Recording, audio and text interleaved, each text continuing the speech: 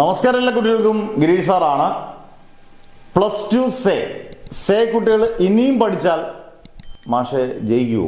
ഞാൻ വളരെ സിമ്പിളായിട്ട് പറയാം. ഒരു ചാപ്റ്ററിൽ നിന്ന് നിങ്ങളൊരു 3 ഇമ്പോർട്ടൻറ്റ് ക്വസ്റ്റ്യൻസ് പഠിച്ചാൽ, ഏത് വിഷയങ്ങളായിക്കോട്ടെ, അത് ബിസിനസ് സ്റ്റഡീസോ അക്കൗണ്ടൻസിയോ ഇനി സയൻസിൽ ഏത് സബ്ജക്റ്റ്, ബോട്ടണിയോ സുവോളജിയോ കെമിസ്ട്രിയോ ഫിസിക്സോ അല്ലെങ്കിൽ എക്കണോമിക്സോ ഹിസ്റ്ററിയോ സോഷ്യോളജി, ഏത് സബ്ജക്റ്റും പഠിച്ചാൽ ഒരു ചാപ്റ്ററിൽ നിന്ന് 3 ഇമ്പോർട്ടൻസ് ക്വസ്റ്റ്യൻ പഠിച്ചാലും നമുക്ക് ഡബിൾ പാസ് മാർക്ക് കൂടുതൽ മേടിക്കാം. +1 ആയാലും +2 ആയാലും. അന്നേരം നിങ്ങൾ ശ്രദ്ധിക്കേണ്ടത്, ഇപ്പം ഫിസിക്സിൻ്റെ ഒരു വളരെ സിമ്പിളായിട്ട് കറണ്ട് ഇലക്ട്രിസിറ്റി എന്ന് പറഞ്ഞ 3ാമത്തെ ചാപ്റ്റർ ഉണ്ട് +2ൽ. 3 ഇമ്പോർട്ടൻറ്റ് ക്വസ്റ്റ്യൻസ് നിങ്ങളിത് എഴുതി കുറിച്ച് വെച്ചു. ഈ 3 ക്വസ്റ്റ്യനിൽ മിനിമം 5 മാർക്കിന് ഇതിനകത്ത് ഏതെങ്കിലും ഒരു ക്വസ്റ്റ്യൻ ഉറപ്പായിട്ടും ചോദിച്ചിരിക്കും. അന്നേരം അങ്ങനെയുള്ള ക്വസ്റ്റ്യൻസ് മാത്രം പഠിച്ചാലേ നമുക്ക് ടെൻഷൻ ഇല്ലാതെ ഡബിൾ പാസ് മാർക്ക് കൂടുതലല്ല നല്ല മാർക്ക് സ്കോർ ചെയ്യുക. എല്ലാ കുട്ടികൾക്കും, കേരളത്തിൽ തോറ്റുപോയ എല്ലാ കുട്ടികൾക്കും എല്ലാ വിഷയങ്ങൾക്കും നമ്മൾ ഡിസംബർ ആദ്യ ആഴ്ച മുതൽ അങ്ങനെയുള്ള ഇമ്പോർട്ടൻറ്റ് ക്വസ്റ്റ്യൻസ് കൂടെ എല്ലാ കുട്ടികൾക്കും എല്ലാ ബാച്ചിനും കൊടുക്കുകയാണ്. കാരണം അത് ജയിക്കാൻ ഉറപ്പിച്ചെന്നല്ല, ഡബിൾ പാസ് മാർക്ക് കൂടുതൽ ഈസി ആയിട്ട് മേടിക്കാം. ടെൻഷൻ എന്തിനാ പിന്നെ? അന്നേരം ഫിസിക്സിൻ്റെ നിങ്ങൾ ഈ 3 ക്വസ്റ്റ്യൻ ഒന്ന് കേട്ട് നോക്കൂ. ആദ്യത്തെ ക്വസ്റ്റ്യൻ കറണ്ട് ഇലക്ട്രിസിറ്റി ആണ്. വീൻസ്റ്റൺ ബ്രിഡ്ജ്.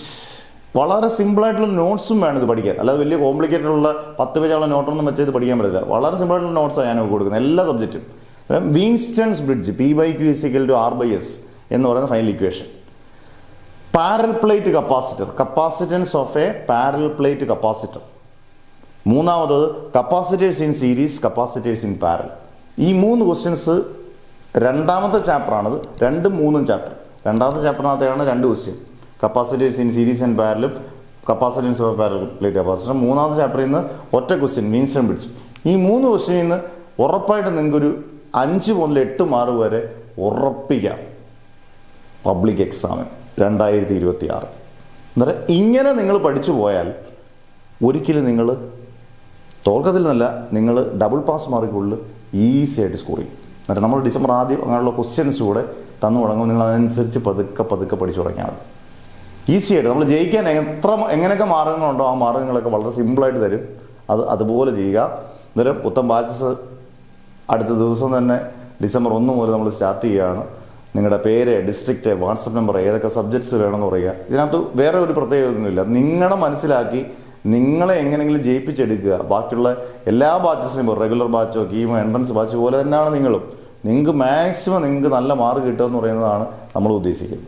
വളരെ തുച്ഛം. ഇപ്പം എല്ലാവരും ചെയ്യുമ്പോൾ പക്ഷേ +1ഉം +2ഉം പഠിക്കുമ്പം +1ന് +2 പഠിക്കുമ്പോൾ 1000 രൂപ ഒരു വിഷയത്തിന് ഫീസ്. +1 +2 ആകുമ്പോൾ 2000 രൂപ ഇല്ല. 1000 രൂപയ്ക്ക് നിങ്ങൾക്ക് +1ഉം +2ഉം നിങ്ങൾക്ക് ഒരു വിഷയമാണെങ്കിൽ നിങ്ങൾക്ക് പറ്റും. വളരെ ചെറിയ എല്ലാ വിഷയങ്ങളാണെങ്കിൽ പോലും 2500 രൂപയുള്ളൂ ഫീസ്. 6 വിഷയങ്ങൾ +1 +2 ഉണ്ടെങ്കിൽ പോലും. അന്നേരം അത്രയും തുച്ഛമായ ഫീസിൽ ആരും പഠിപ്പിക്കുമെന്ന് എനിക്ക് തോന്നുന്നില്ല. അത്രയും കാര്യമായിട്ട് നിങ്ങൾക്ക് വളരെ എല്ലാ ഫെസിലിറ്റീസും അടങ്ങി എല്ലാ കാര്യങ്ങളും തരുന്നുണ്ട്. ഏത് സമയത്ത് ഇരുന്ന് ക്ലാസ്സുകൾ കാണാം. അങ്ങനെയുള്ള എല്ലാ ഫെസിലിറ്റീസും നിങ്ങൾക്കുണ്ട്. അന്നേരം ചേരേണ്ടവർക്കെല്ലാം ചേരാം. ഒരു ടെൻഷനും ഇല്ലാതെ അടിപൊളി മാർക്ക് നിങ്ങൾക്ക് സ്കോർ ചെയ്യാം. അന്നേരം ചേരാൻ താല്പര്യമുള്ളവർക്കെല്ലാം ചേരാം. ഒരു കുട്ടികളും തോൽക്കാതിരിക്കട്ടെ എന്ന് ആശംസിച്ചുകൊണ്ട് മാഷ് നിർത്തുന്നു. Never ever give up.